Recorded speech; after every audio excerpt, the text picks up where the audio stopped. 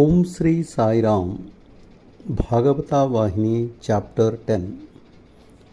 The Krishna Mystery.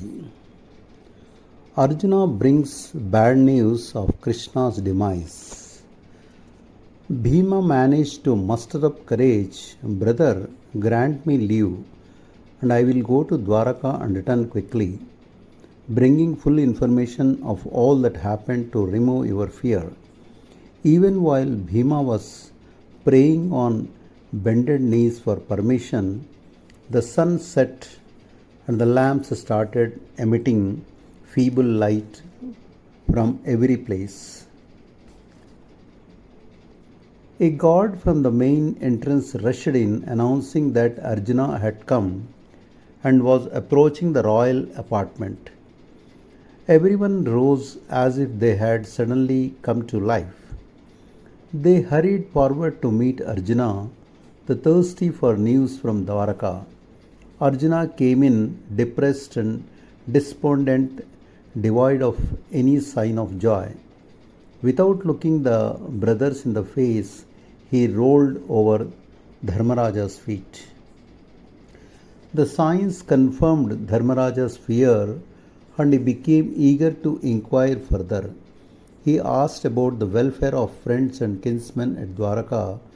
Arjuna could not rise or turn his head. The brothers, seeing Dharmaraja's feet streaming with the tears shed by Arjuna, were shocked into immobility. Dharmaraja lost all hold on his mind.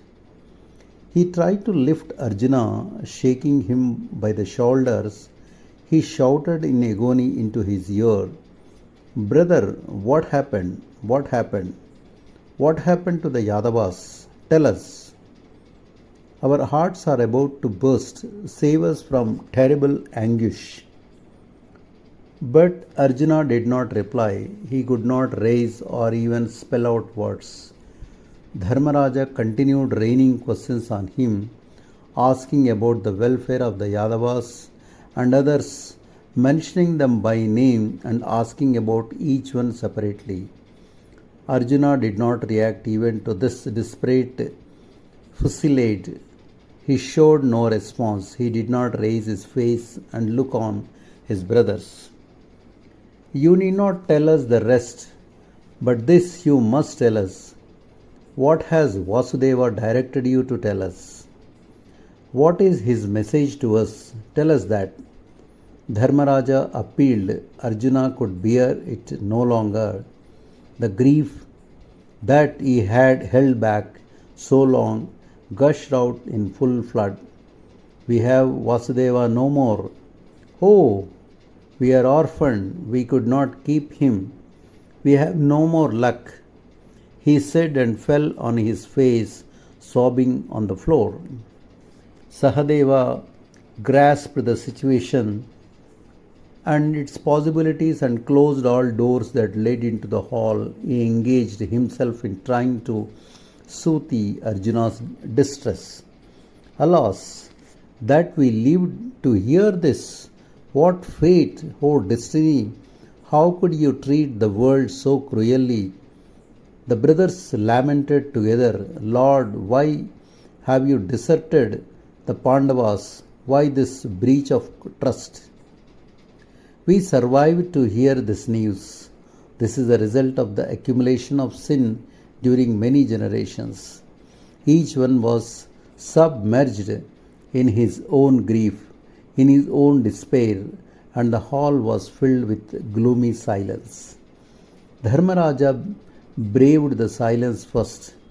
Wiping the tears from his eyes, he asked Arjuna in pathetic tones, "Do you have news of the parents' condition and of Nanda, Yashoda and other Yadavas? Tell us about them. They must be broken with the grief of separation from the Lord.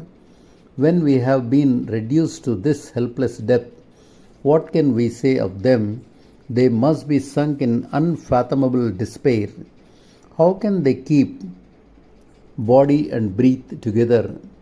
Why refer to individuals? The entire city of Dwaraka must have sunk in the sea of inconsolable grief. Dharmaraja sobbed with sorrow as he pictured these scenes. The Yadavas go berserk due to a curse. Seeing him in this condition, Arjuna said, "Brother, the people of Dwaraka are far more lucky than ourselves. We are the least fortunate. We are the only hardened beings that have withstood the shock of the news of the departure of Vasudeva from this world. The rest left the world even before news came to his departure." Dharmaraja exclaimed, "Hari Hari, O God, what did you say? What is this catastrophe? I don't understand anything. Did the sea rise and engulf Dwaraka? Or did a wild barbarian horde invade and overwhelm the city and slaughter the population? Arjuna, tell us what happened. Put an end to our frightful surmises, which raise up awful pictures." Dharmaraja held Arjuna's hand and turned his face up in an attempt to make him answer his queries. Arjuna replied, No sea got furious and swallowed Dwaraka. No ruler led his army against that city. Wickedness and vileness grew madly wild among the Yadavas and themselves, and excited their strife and hate to each an extent that they slaughtered each other with their own weapons. Dharmaraja asked him, Arjuna, some overpowering force must have urged the Yadava clan, young and old, to sacrifice themselves in this holocaust. No effect can happen without a cause, can it? He waited for the details of what had led to the slaughter. Arjuna paused a little to overcome the grief surging within him and then began his account of the events. The other three brothers drew near and heard the tragic tale. I learned that day that not even the tiniest event can happen unless willed by Vasudeva. I got fully convinced of this. He is the puppeteer, Sutradhari, the holder of the strings that move the puppets and make them act their roles. But he seats himself among the spectators and pretends to be unaware of the plot or story or cast. The characters cannot deviate or a dot from his directions. His will guides and determines every single movement and gesture. The varying emotions and events on the stage by which the drama unrolls itself affect the hearts of those who witness the play, but they don't cause a ruffle in the heart of the puppeteer. He decides what this person should say or that person should say, do, and he prompts the appropriate words and deeds, karma, in them. And the consequence of the deeds performed and inherited by each individual from previous lives also adds its quota to this destiny. The Yadavas, who are our own kith and kin, were spiritual personages full of devotion to God, as you all know well. Perhaps some day some sage had cast a curse on them, or else some day some dire sin was committed by them. For how else can we explain this sudden upset in their history, this unexpected tragedy? For 7 full days they performed a magnificent sacrifice yajna at Prabhasa Kshetra. It was celebrated in unprecedented pomp and style. The valedictory offering was poured in the sacred fire in true Vedic grandeur in the presence of Lord Krishna himself. The participants and priests later performed the ceremonial bath in holy waters. The Brahmins then received their share of the sacrificial offerings and distributed to the Yadavas also. Everything went off in an atmosphere of perfect calm, contentment and joy. Toward noon, Brahmins were served with food. Afterward, the Yadavas seated themselves in long lines to partake of the feast. During the feast, as ill luck would have it, some of the Yadavas filled themselves with drink and lost self control so much they mistook their own kinsmen as their foes. They started quarrels, which raged into fights of severe fierceness. It must have been in the plan of God, for however unruly and vile a man might be, he would not slaughter his own children and parents with his own hands. Oh, the horror of it! In the general melee that ensued, son killed father, father killed son, brother slew brother, son in law killed father in law, father in law killed son in law, in one insane orgy of blind hate until no one was left alive. Arjuna could not speak further. He leaned against the wall and held his head, bursting with pain and grief between his pressing palms. Dharmaraja listened. With anguish and amazement, he placed his hand on Arjuna's back and said, "What are you saying? It's unbelievable. Since your tongue would never speak untruth, I am forced to put faith in its correctness, or else how can we imagine such a sudden transformation of character and such a lightning massacre? I have never seen or heard anywhere such intensity of mutual friendship as marked the Yadava clan. Besides, they don't deviate in the least from the path marked out for them by Krishna. They would not deflect from it even on the most frantically furious occasions.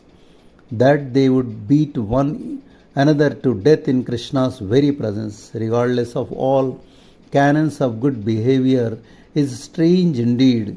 Such a turn of events comes only when the end of the world is near. Well, Arjuna, could not Krishna stop the fight and advise them to desist? Did he try to bring about some compromise between the factions and send them back to their places? Krishna is the greatest adept in the art of war and peace, isn't he? That he did not try to stop tragedy makes me wonder more at this awful tale of destruction. Dharmaraja was lost in sorrow. He sat with his head resting on his clenched fist, his hand placed on his knee, and his eyes so full of tears that they rolled down his cheeks continuously. Krishna is the master director. Arjuna tried to speak some words of consolation. Maharaja, you are aware of Krishna's glory and grace, and yet you ask questions and entertain doubts whether he did this or that. How can I reply? The Yadava's fate is the same as the fate of our own clan. Were not we and the Kauravas brothers? We had kinsmen who were well-wishers on both sides, and we had the same Shyamasundara Krishna on our midst. But we had to go through the Kurukshetra battle. Can't we see this? That this war would not have happened had he not willed it so. The 40 lakhs of warriors who died on the battlefield would not have been lost then, right? Did we ever wish to rule over this land after slaughtering all this? Nothing can even happen without his express command. No one can cross his will or act against his command. This world is the stage on which each one acts the role he allotted him, on which each one struts about for the time given by him, and each one has to obey his instructions without fail or falter. We may think in pride that we have done this or that by ourselves, but the truth is that everything happens as he wills. When Arjuna concluded, Dharmaraja thought aloud, Arjuna, many motives dragged us into Mahabharata war. We tried our best through diplomacy and peaceful means to regain our kingdom, our status, and what was legitimately ours due. We bore patiently many insults and discomfortures. We had to wander in the jungle or as exiles Through divine grace, we escaped many a plot laid to kill us. They tried arson and poison on us. They heaped public ignominy on our queen. They broke our hearts by systematic ill treatment. There are only three reasons for the final fight everywhere: wealth, dominion, and women.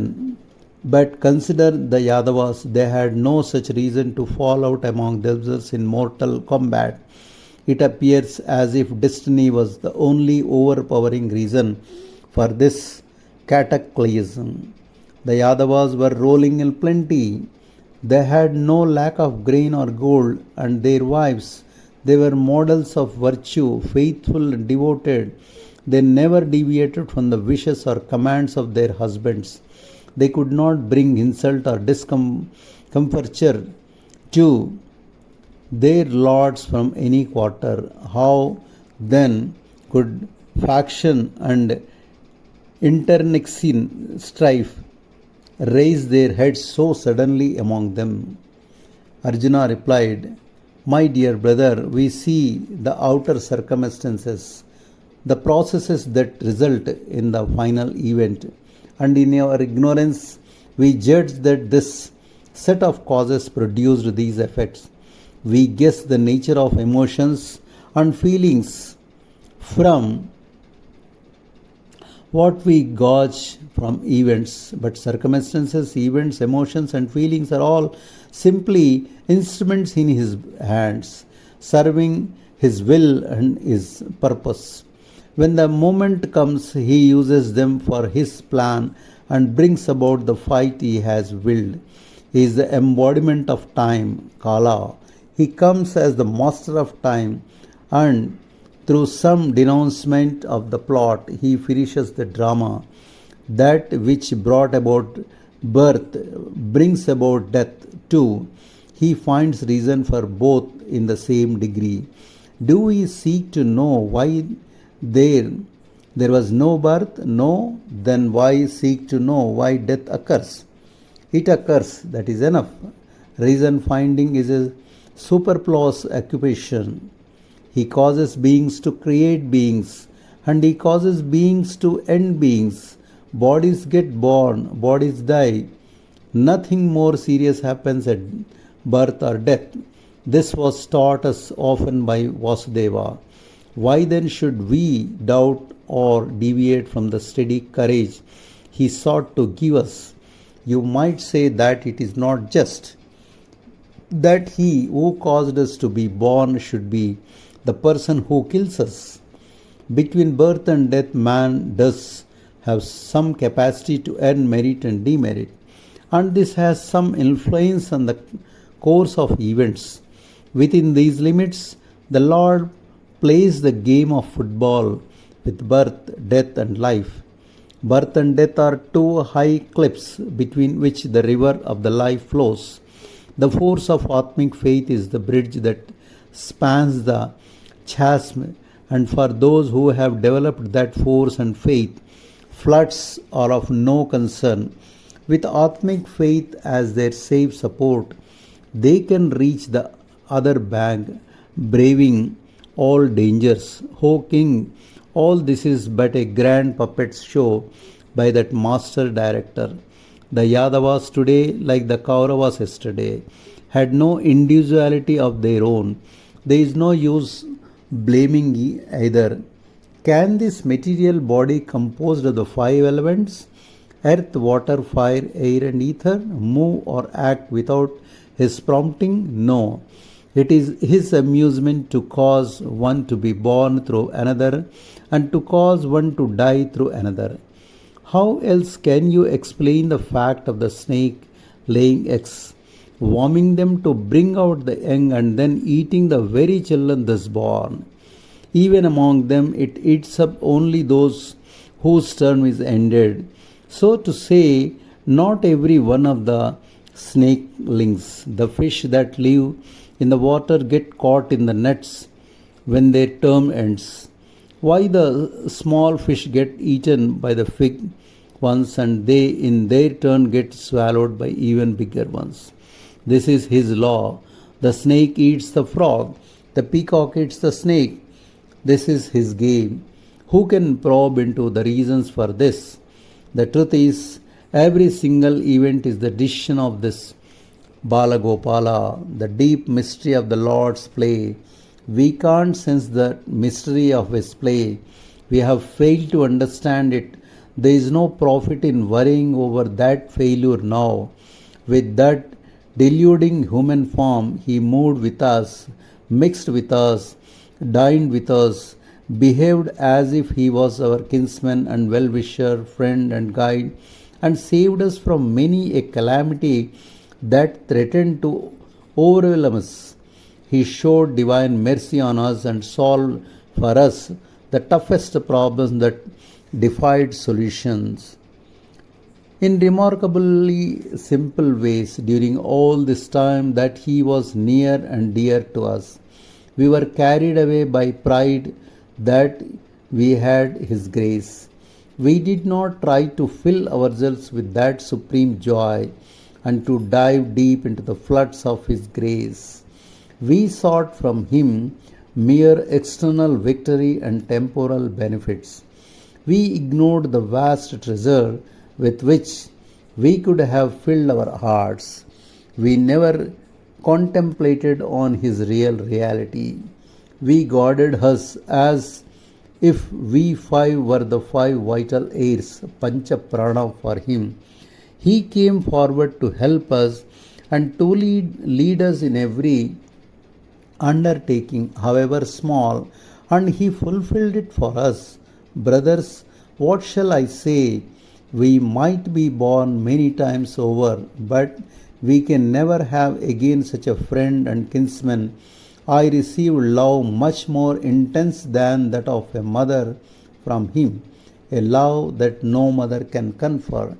On many occasions, he bore the burdens of the Pandavas as his own, and to relieve us of the brother, he used to plan measures within minutes and carry them on to final success. It is due to the gift of his grace that we Pandavas have survived in this world to this day. Why repeat 1,000 things separately? Every drop of blood coursing through these veins is but a drop from the shore of his grace. Every muscle is but a lump of his love. Every bone and cartilage is but a piece of his mercy. Unable to understand the secret, we strutted about boasting, I achieved this and I accomplished this. Now it has become clear to us that without him we are but bags of skin. Of course, all men have the same fate. They forget that the all-ruling, all-knowing Almighty plays with them as puppets. They assume they are the actual doers and enjoyers like me. They are plunged in ignorance of the basic truth. When we, who are far famed heroes and warriors, are in this sad plight, what can we say of ordinary folk? We have no chance of awakening into this spiritual wisdom, jnana.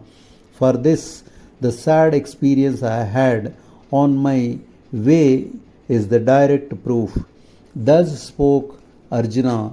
He fell back, leaning against the chair that was behind him, for he could not bear separation from his lifelong support and guide, Krishna. Jai Sai Ram.